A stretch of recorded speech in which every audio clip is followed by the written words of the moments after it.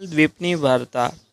એક સમયે એક ભૂદેવ બ્રાહ્મણ છે એ પોતાના પ્રાણ અગ્નિમાં હોમતા હોય તે સમયે પાછળથી વિક્રમ રાજા આ દૃશ્ય જોઈ જાય છે। તેથી વિક્રમ રાજા તેને પૂછે છે કે તમે તમારા પ્રાણ શું કામ અગ્નિની અંદર હોમો છો? ત્યારે એ બ્રાહ્મણ છે પોતાની બધી વાત કરતા કહે છે કે એક સમયે હું રાત્રે સૂતો હતો ત્યારે સ્વપ્નમાં હું એક બગીચામાં ગયો। ત્યાં એક રૂપસુંદરી હાથી ઉપર બેસીને મારી સામે જોતી હતી। તેના હાથમાં વરમાળા હતી। તે વરમાળાવાળો હાથ ઊંચો કરી મને નજીક આવવા ઈશારો કરતી હતી। હું હરખભેર થઈને તેની તરફ દોડ્યો કે ધબાક દઈને નીચે પડી ગયો અને મારી આંખ ઉડી ગઈ અને મારું સોનેરું સ્વપ્ન સરી પડ્યું। ત્યારથી મારા અંતરમાં આગ સળગી રહી છે। મને તે સુંદરીને પરણવાની ધૂન લાગી છે।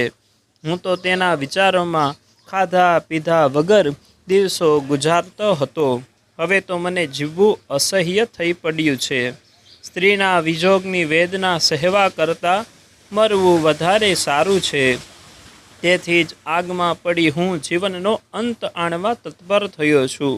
જો કોઈ મને સ્વપ્નની સુંદરીને મેળવી આપવાનું વચન આપે તો હું મરવાનું વિચારી માંડી વાળું। વિક્રમ રાજાએ પોતાની ઓળખાણ આપી તેને ધીરજ રાખવાનું કહ્યું અને બ્રાહ્મણની પાસેથી મહિનાની મુદત માગી અને પ્રાણના ભોગે પણ તેની સ્વપ્ન સુંદરી મેળવી આપશે એવું આશ્વાસન આપ્યું। પછી રાજા બ્રાહ્મણને પોતાના રાજમહેલે લઈ ગયા અને ત્યાં તેને રાખ્યો। સવાર થતાં વિક્રમ રાજાને ચિંતા થવા લાગી। તેના દિલમાં ધ્રાસકો પડવા લાગ્યો। બ્રાહ્મણને વચન આપતા તો આપી દીધું પણ હવે તે પૂરું કેવી રીતે કરી શકશે? મહિનાનો સમયગાળો તો જોત જોતમાં વીતી જશે પરંતુ તેની સ્વપ્ન સુંદરીને તે કેવી રીતે શોધી શકશે? તેમણે હરસિદ્ધિ માતાની સહાય માગવાનું વિચાર્યું। આખી રાત હરસિદ્ધિ માતાજીની આરાધના કરી। માતાજી પ્રસન્ન થયા।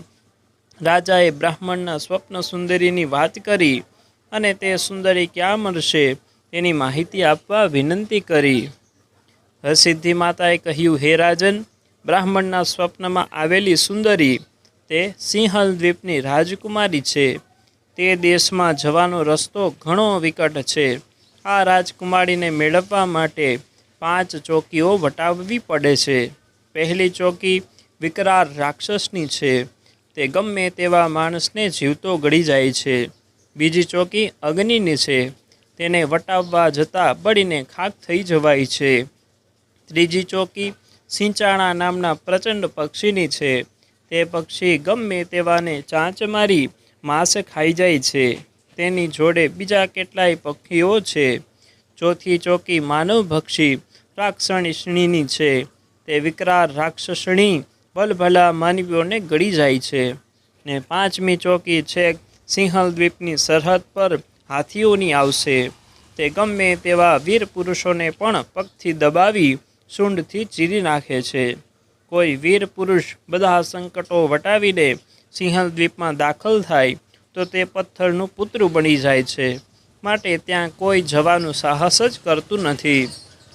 પરંતુ તું સાહસિક છે અને મારો દાસ પણ છે એટલે તને કાંઈ વાંધો નહીં આવે। છતાં વેતાળની તારી સાથે રાખજે, તારું કાર્ય ફતેહ થશે। બીજે દિવસે વિક્રમ રાજા માતાજીને નમન કરી અદૃશ્ય થઈ વેતાળને લઈ સિંહલ દ્વીપ જવા નીકળ્યા। રસ્તામાં પહેલી ચોકી ભયંકર રાક્ષસની આવી। રાક્ષસ વિક્રમ રાજાને જોતાં જ ભયંકર ત્રાડ પાડીને સામો મારવા ધસ્યો। વિક્રમ રાજા રાક્ષસને જોઈ સાવધ થઈ ગયા। તેમણે માતાજી વેતાળનું સ્મરણ કર્યું। વેતાળે વિક્રમ રાજાનું ભયંકર દૈત્ય જેવું રૂપ બનાવી દીધું। રાજાએ રાક્ષસને મુક્કો મારી દૂર ફેંકી દીધો। પછી તે રાક્ષસે બમણું જોર કર્યું। રાક્ષસ છલાંગ મારી બાથ ભીડવા ગયો કે તરત જ વિક્રમ રાજા નકડા વેત્યા જેવા નાના થઈ ગયા। આમ બંને વચ્ચે લાંબા સમય સુધી યુદ્ધ ચાલ્યું। અંતે રાક્ષસ માર ખાઈને પછડાઈ ગયો। તે સમજી ગયો કે આ કોઈ સામાન્ય માનવી નથી એટલે તે નાસીને પોતાના મહેલ તરફ દોડ્યો। રાજા પણ તેની પાછળ પાછળ પકડવા માટે મહેલમાં પ્રવેશ્યા તો એક વિશાળ ખંડમાં હિંડોળા ખાટ પર સોળ શણગાર સજીને કોઈ રાજકુંવરી બેઠી હતી. તેને જોતાં જ રાજા અસલ સ્વરૂપમાં આવી ગયા અને બોલ્યા, હે કુંવરી, તમે કોણ છો અને તમે આવા રાક્ષસના મહેલમાં ક્યાંથી? હે રાજન, કહેતા કુંવરી બોલી, હું કનકવતી નગરીના રાજા કનકસેનની પુત્રી ચંદ્રકાંતા છું. મારા હરણ એ આ રાક્ષસે કર્યું છે, પણ મને તો અહીંયા દીકરીની જેમ રાખે છે. ત્યારે વિક્રમ રાજાએ કહ્યું, હે કુંવરી, આ રાક્ષસને મેં હરાવી દીધો છે, પણ તે મહેલમાં ક્યાંય સંતાઈ ગયો છે. તેને માર્યા પછી જ હું તને કાયમ માટે મુક્ત કરીશ. રાજકુંવરી વિક્રમ રાજાને લઈને એક ખંડમાં ગઈ. તેની ભીતમાં રહેલી કળ દબાવી એટલે ભીત ખસી ગઈ અને એક ભોંયરું દેખાયું. કુંવરીએ વિક્રમ રાજાની સીડી વાટે ભોંયડામાં ઉતરી જવા કહીને અને કહ્યું, અંદરના ભાગમાં જોગણીના મંદિરમાં રાક્ષસ સ્તુતિ કરવા બેઠો હશે. ત્યારે તે મૂર્તિ આગળ સાષ્ટાંગ દંડવત પ્રણામ કરે કે તરત તમે રાક્ષસને તલવારથી ઘા કરજો. વિક્રમ રાજા કુંવરીને આશ્વાસન આપી ભોંયરામાં ઉતર્યા અને રાક્ષસ જેવો દંડવત પ્રણામ કરવા ગયો કે રાક્ષસાએ તેની તલવાર વડે વધ કરી દીધો. રાક્ષસનો વધ થતાં કુંવરી રાજી થઈ ગઈ. વિક્રમ રાજાએ બહાર આવી રાજકુંવરીને બધી વાત કરી અને પોતે હજી બીજી 4 ચોકીઓ વટાવી લેશે. ત્યાર પછી પાછા ફરતી વખતે તેને સાથે લેતા જવાનું વચન આપ્યું. રાજા ત્યાંથી આગળ વધ્યા. ત્યાં બીજી ચોકી અગ્નિની આવી. દૂર દૂર સુધી અગ્નિ સળગતી રહી હતી. રાજા વિચારમાં પડી ગયા અને વેતાળને કહે છે કે હે વેતાળ, જાઓ તમે ઇન્દ્ર રાજા પાસે જાઓ અને કહો કે વરસાદ વરસાવે. આમ વેતાળ ઇન્દ્ર રાજા પાસે ગયો અને વેતાળ ઇન્દ્ર રાજાને બધી હકીકત જણાવી. એટલે ઇન્દ્ર રાજાએ મેઘને મોકલ્યા અને પછી તો ખૂબ વરસાદ થયો અને આમ વેતાળની મદદથી, ઇન્દ્ર રાજાની મદદથી વિક્રમ રાજાએ અગ્નિની ચોકી પણ પાર કરી દીધી. આગળ જતાં ત્રીજી ચોકી સિંચાણા નામના પ્રચંડ પક્ષીની આવી. અહીં માણસને ચાંચ વડે ચીરી નાખે એવા સિંચાણા અને જાત જાતના ભયંકર પક્ષીઓ હતા. આ પક્ષીને જોઈને રાજાને વિચાર આવ્યો કે આ પક્ષીઓ લોહી માંસથી રાજી થાય એવા છે.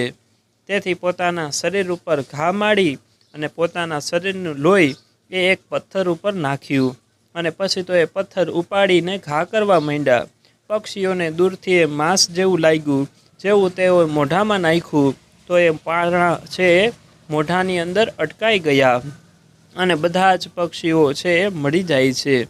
હવે આમ ત્રીજી ચોકી પણ રાજા પાર કરી જાય છે. હવે ચોથી ચોકી રાક્ષસણીની આવી. તે માર્ગમાં મોં ફાડીને ઊભી હતી, પણ રાજાને તેની સાથે યુદ્ધ ન કરવું હતું.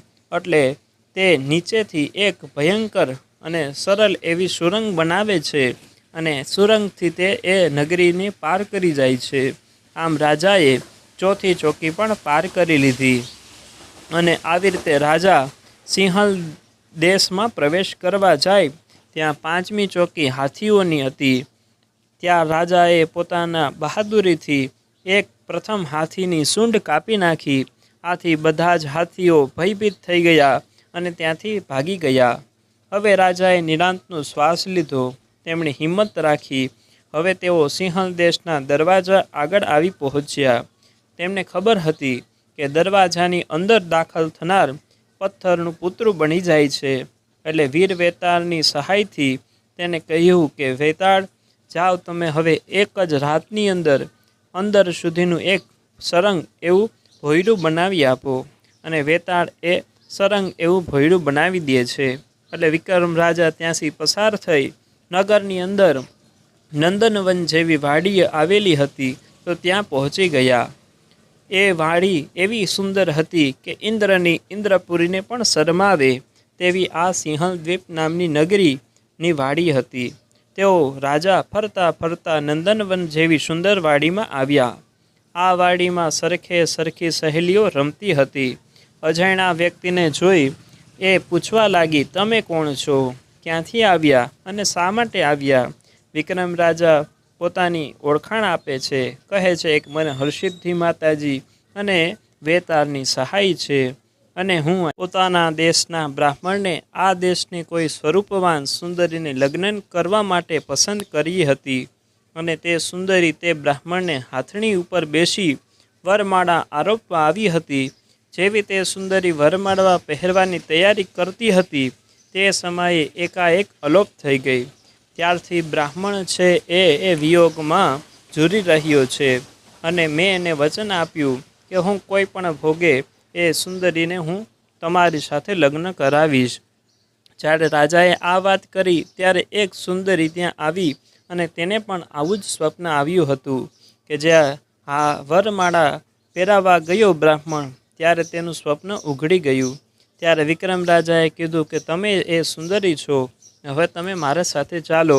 ત્યારે માતા પિતાની આજ્ઞા લઈ અને તે સુંદરી વિક્રમ રાજા સાથે ઉજ્જૈની નગરીમાં આવે છે અને ત્યારબાદ બ્રાહ્મણ એ સુંદરી કન્યાના સાથે લગ્ન કરાવી દે છે અને વિક્રમ રાજા અઢળક ધન સંપત્તિ આપે છે. આમ પૂતળી છે એ વાર્તા પૂરી કરી સડસડાટ સરર કરતી આકાશ માર્ગે ઉડી જાય છે. મિત્રો, તમને આવા વિડીયો ગમે તો આ ચેનલને સબસ્ક્રાઈબ કરજો. હર હર મહાદેવ.